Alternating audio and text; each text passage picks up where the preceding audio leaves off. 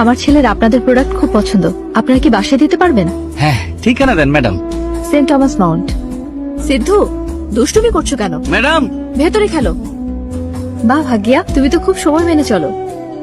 কি খবর ভাগ্যা? কেমন আছো ভাগ্যা? Madam,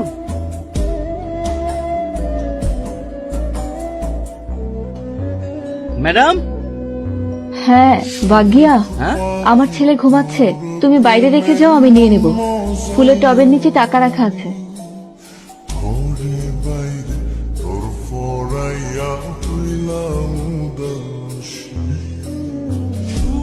madam, madam, madam.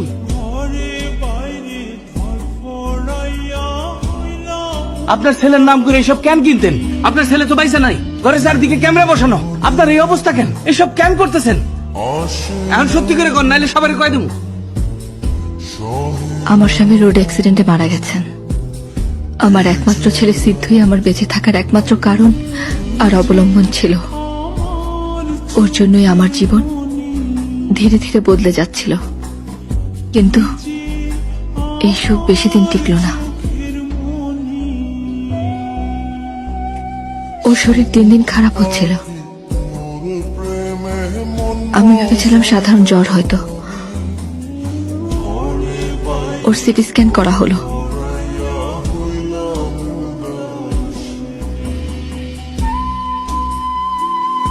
আমি আমার জীবনের সবচেয়ে বড় ধাক্কাটা পেলাম। ওর ক্যান্সার হয়েছে।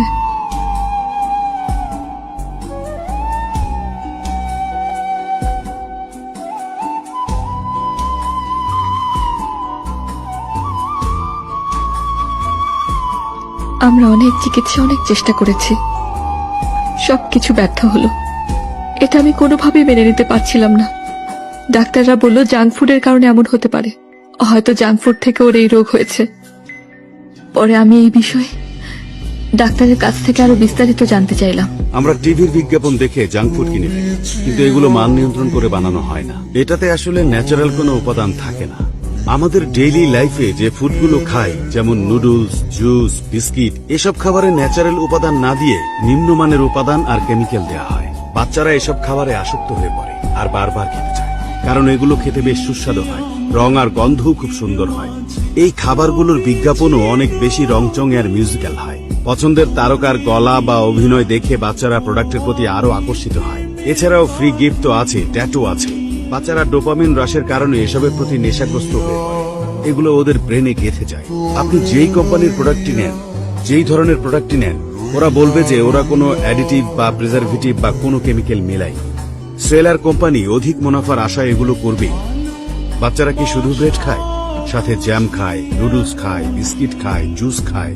এইসব প্রোডাক্টের ভেতরেই বিভিন্ন রকমের কেমিক্যাল থাকে। সব রকমের কেমিক্যাল মিলেমিশে একাকার হয়ে থাকে, আমাদের শরীরের ভেতরে গিয়ে বিষাক্ত উপাদান হয়। পৃথিবীতে বাচ্চাদের মধ্যে ক্যান্সারের প্রবণতার দিক থেকে দ্বিতীয় অবস্থানে আছে চেন্নাই শহর। বলা হয় আমাদের জেনারেশন অভিশপ্ত, কারণ আমরা বাচ্চাদের মৃত্যু দিচ্ছি, কিন্তু আমরা কিছুই করতে পারছি না। আমার বাচ্চার মৃত্যুর প্রতিশোধ নিতে আমি স্যাফরন কোম্পানির বিরুদ্ধে কেস করে দেই। আমাদের প্রোডাক্ট থেকে যে ক্যান্সার হয়েছে সেটার কি প্রমাণ আছে আপনার কাছে? ও তো অন্য খাবারও খেয়েছে, এমনকি ময়লা পানি থেকেও তো এই ধরনের রোগগুলো হতে পারে। আর আপনি যে সিনথেটিক শাড়ি পরে আছেন সেখান থেকেও তো হতে পারে। পর্যাপ্ত প্রমাণের অভাবে আমার কেসটা খারিজ হয়ে যায়।